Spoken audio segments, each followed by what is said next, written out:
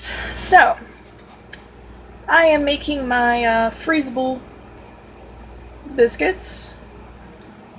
They're never quite as good frozen, so I usually make a fresh batch with them, but today I need to also make bread, and we're completely out of the biscuits, so I'm making this.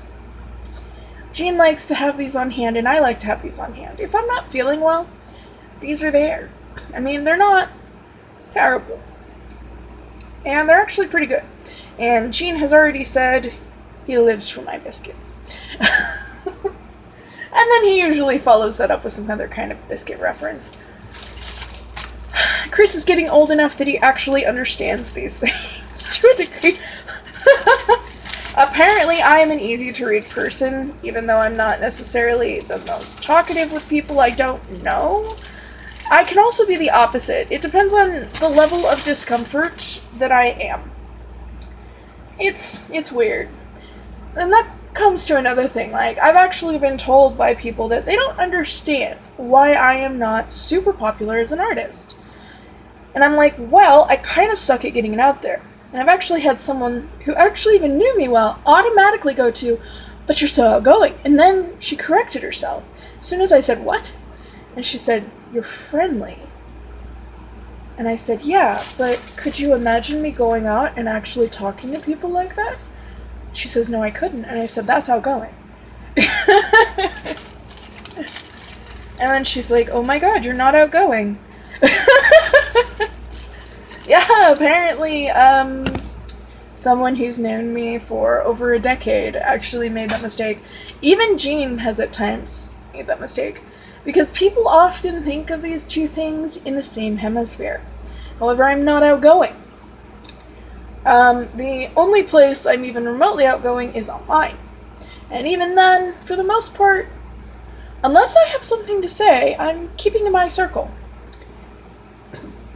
Which is, I guess, kind of weird. I mean, I'll make comments on things, but I'm still mostly keeping to my circle. And not online, I'm not going to walk up and make, like, random comments on things. It would have to be super important for me to do that. And it would probably have to be something I'm already involved in some way.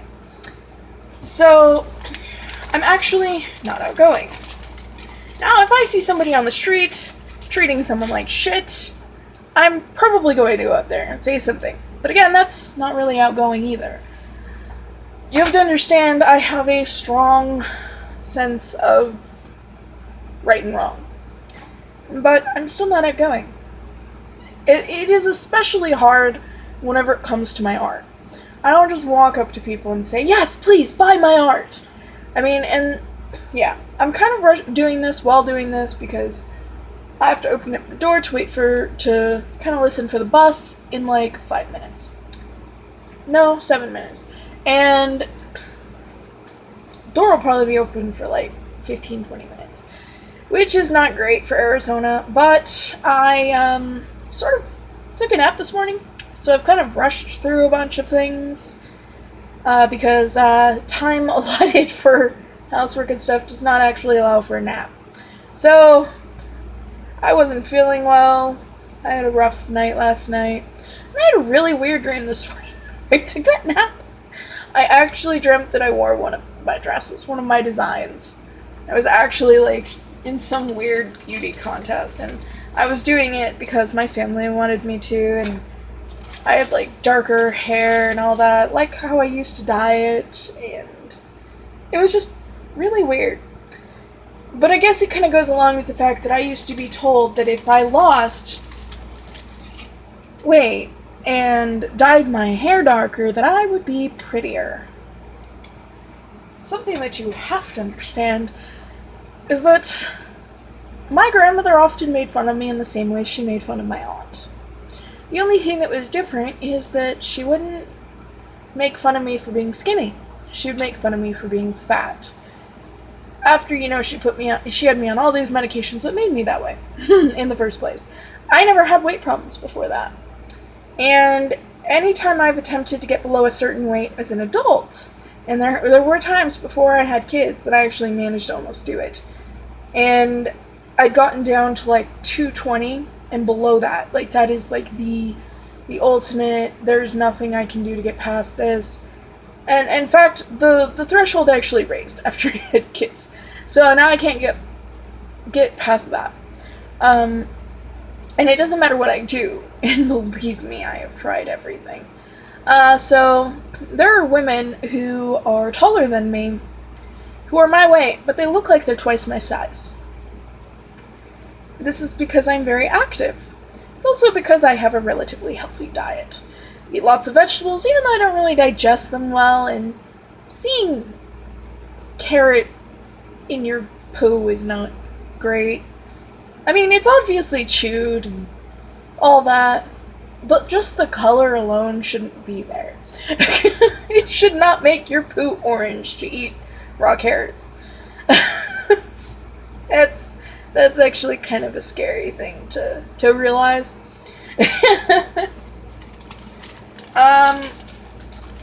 But carrots are actually one of the only things that I can even eat a little of raw without immediately drinking soda afterwards. And even then, I have to limit it. And I've actually been lately finding ways to get around that.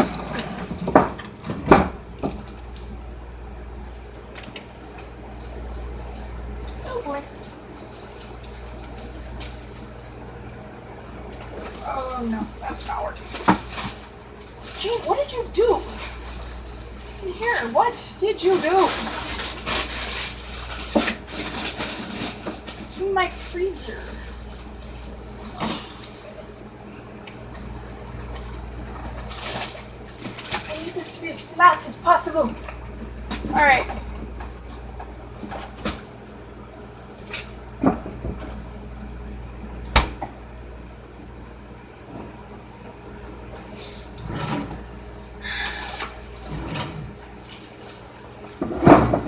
After this, suffice to say, I don't want to hear that we're out of biscuits.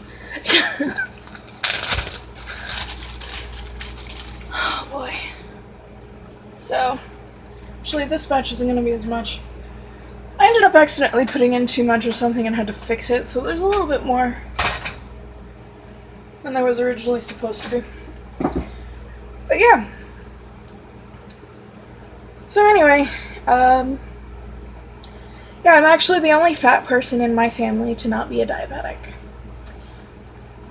I was not originally like this. Even whenever I was a baby, I was only chubby whenever I was on medications because I had seizures very early on. Now, I deal with weight fluctuations because of Hashimoto's. That's why some days, whenever I vlog, you'll see that, like, there's a thing here, and some days you won't. It actually has a lot to do with that. So the other day, my thyroid wasn't as swollen, so nothing. So now it's starting to swell up, and like now there's kind of a thing there. This has to do with that. So I'm actually very active, and that's something that I guess confuses people. It's even confused some doctors who are blinded by my weight, don't really see the fact that most people at my weight don't look like this. I've been told numerous times, you don't look 300 pounds. Why, thank you. I try. But there is 300 pounds there, sometimes more, sometimes less. It gives or takes. It usually, at this point, fluctuates between 280 and 320. Often, I can start the day at 280 and end it at 320. Well, that's not the most often, but that has been known to happen. That is because of inflammation and swelling. That is literally how much my body goes through. And I literally have portions of my body with stuff hanging off in weird ways that just is because of that. I can't tone it up because my body's fluctuating too much. So if that wasn't happening, I would be more toned, but I would still be like 300 pounds. So, there was a lady I saw on this sort of bitchy commentary on a show about a fat woman trying to find. The fat shaming in this show was real. I mean, the guy literally said that she was perfect except that she was fat. Why would you put yourself through that? I don't know, but this lady literally started about my weight. But she looked twice my size. Like, what the hell? And you have to understand that I'm not like this because I eat terribly. I'm like this because it's in spite of the fact that I actually eat fairly healthy. More healthy than probably most of America. And some people overseas, actually. And because I'm very careful about this. But I also have, like, certain dietary needs, blah, blah, blah. I keep up with those, too. I also run anemic, so I have to have more iron in my diet, blah, blah, blah. These are actually common things, though. People often, have little things that they have to keep in mind for their own health. What is this, even? Oh, it's pepper.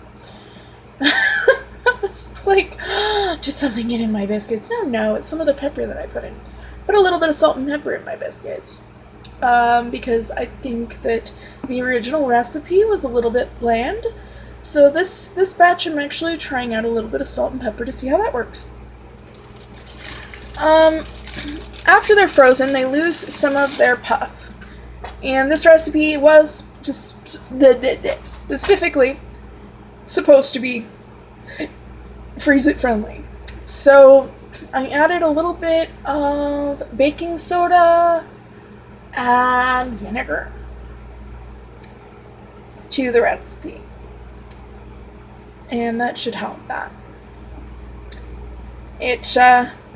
See, the thing is, I never use yeast. I mean, I shouldn't say never.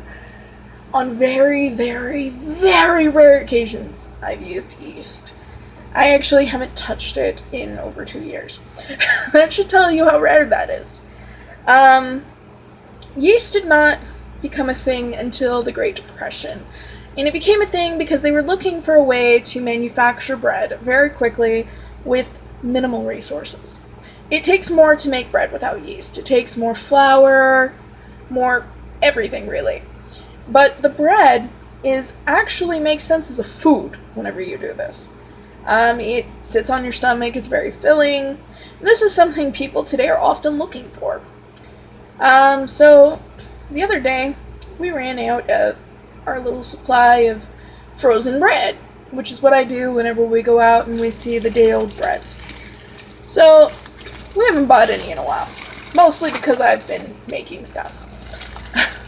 And I've been doing this sort of more and more, just because I live with two people with insane metabolisms. If Hashimoto's destroys my appetite, these two, I don't even know what to say. Like, I eat less compared to a normal person. This is, like, yesterday we went out to an In-N-Out while we were getting copies. We literally made this, like, a thing.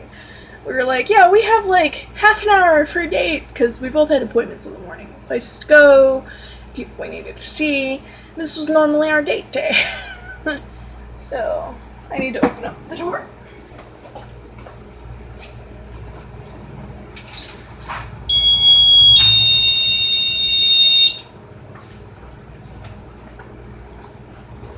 Alright.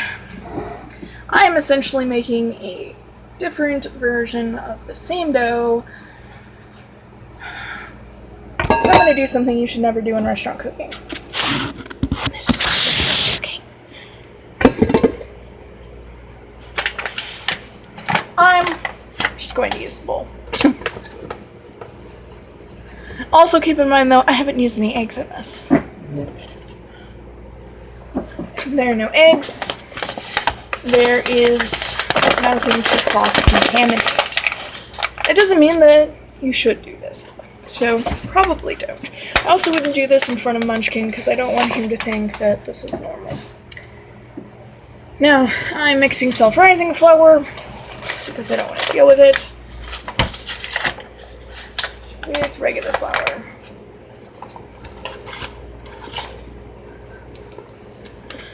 Mostly because I want to get rid of it, and I ran out of whole wheat flour. And we forgot to get it while we were at the store. I rarely have all-purpose flour in the house.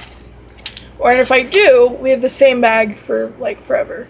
Until it can't be kept anymore. It's like that cursory, I dust my board with it.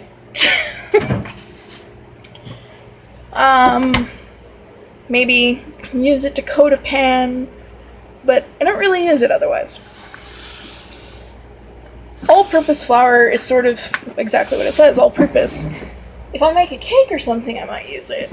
Just because some cakes it's better, flavor-wise, to work with that rather than deal with the slight flavor change in the whole wheat. It's actually a little more slight than, less than slight.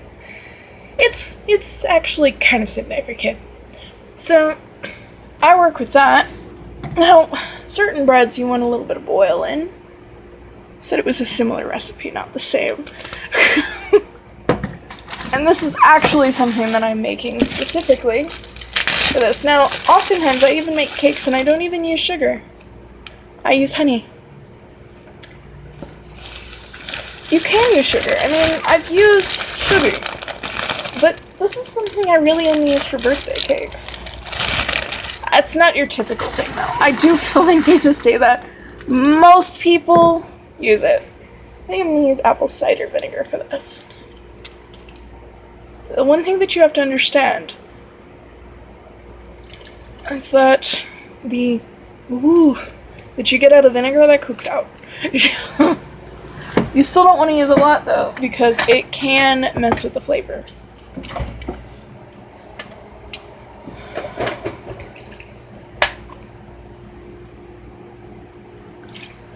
I'm making some unusual choices just because they bring out actual flavors in it.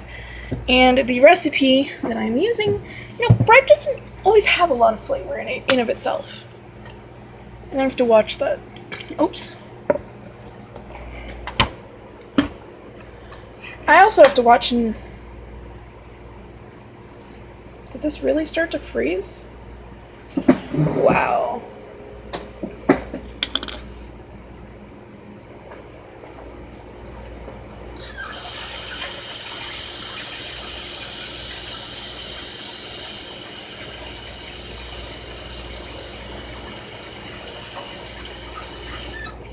Okay. Now that that adventure is taken care of. No, it's just on the edge.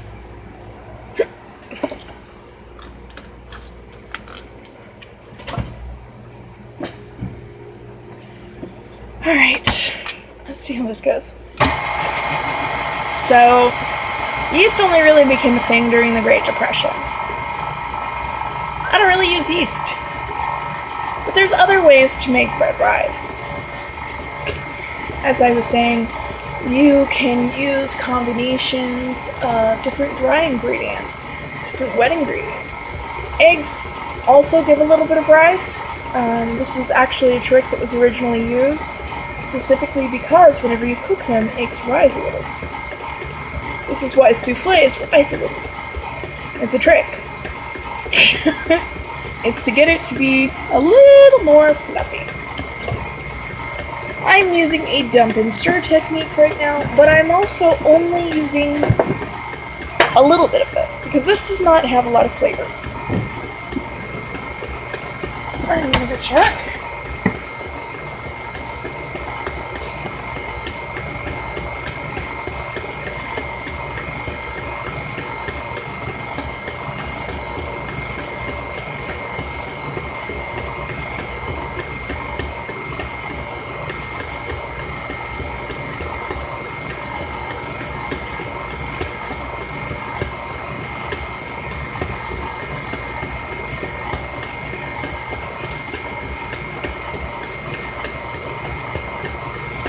I have no idea what's going on out there.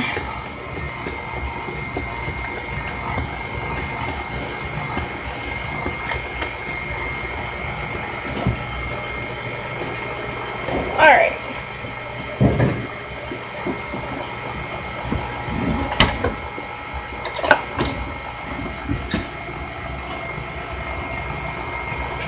Things like heavy whipping cream don't actually have a lot of flavor.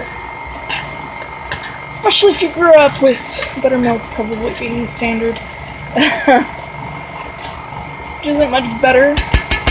My grandmother did not do a lot of baking. She did not like baking. It is only as an adult that I came to realize that her cooking was actually a lot more simple than I thought it was. So I'm actually a lot more comfortable doing what she thought of as overcomplicating it. She didn't actually make a lot of the recipes that were inherited from her grandmother. I was the one who had a fascination with those. Now, and this recipe I'm doing is... Oh, no, wait, I was using apple cider vinegar for this one. I'm trying to make a bread that is a little more smooth.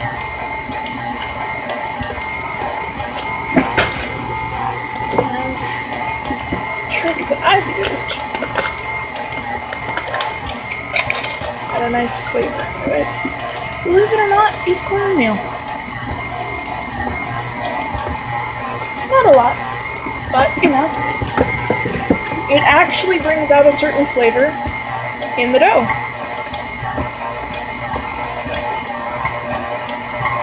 You have to know your flavors and your ingredients before you can really get flexible with them.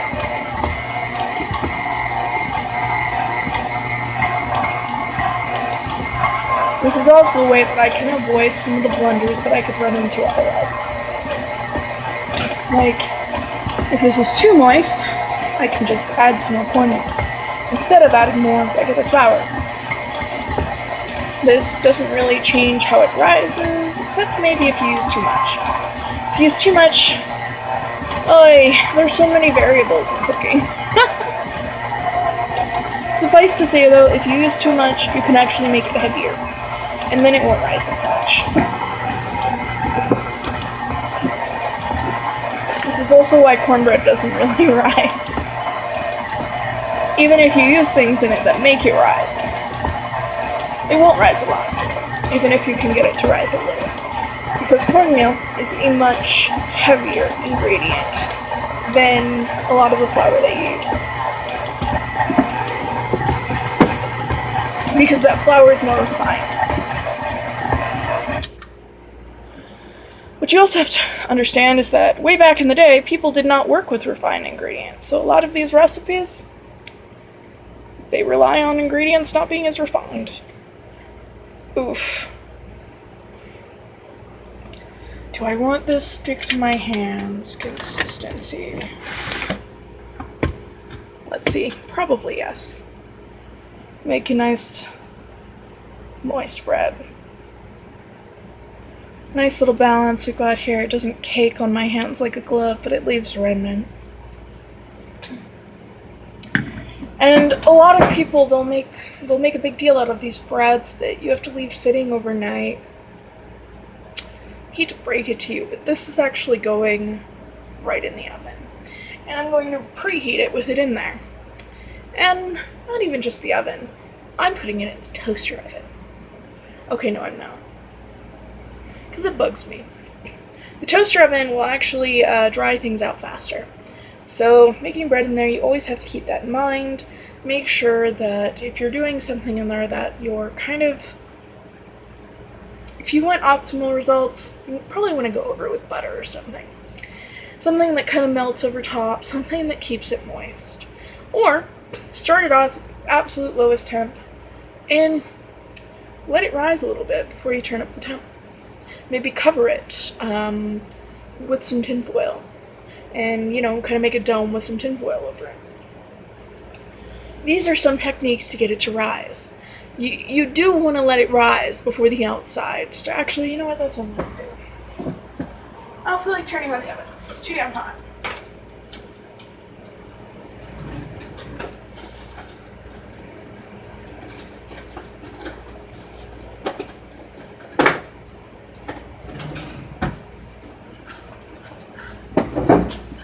It's Arizona in summer.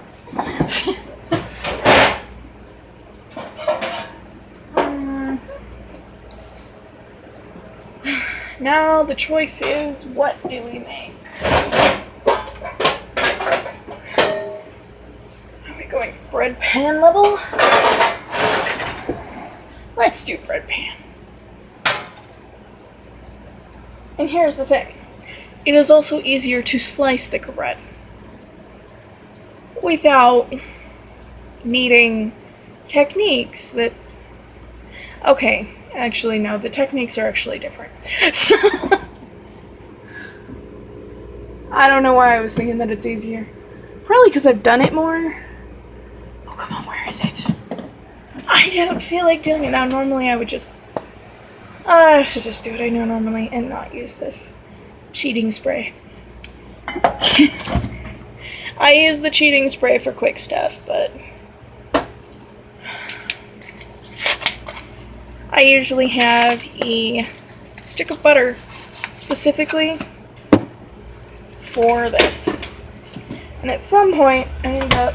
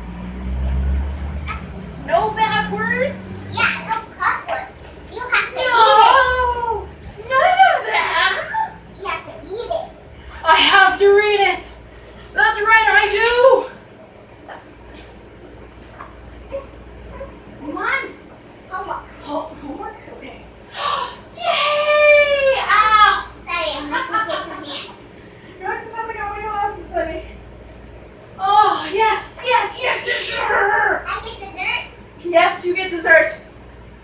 Oh. Arizona? Yes. Go ahead, finish it off. There's not much left in it. The tea. Go ahead, have the tea.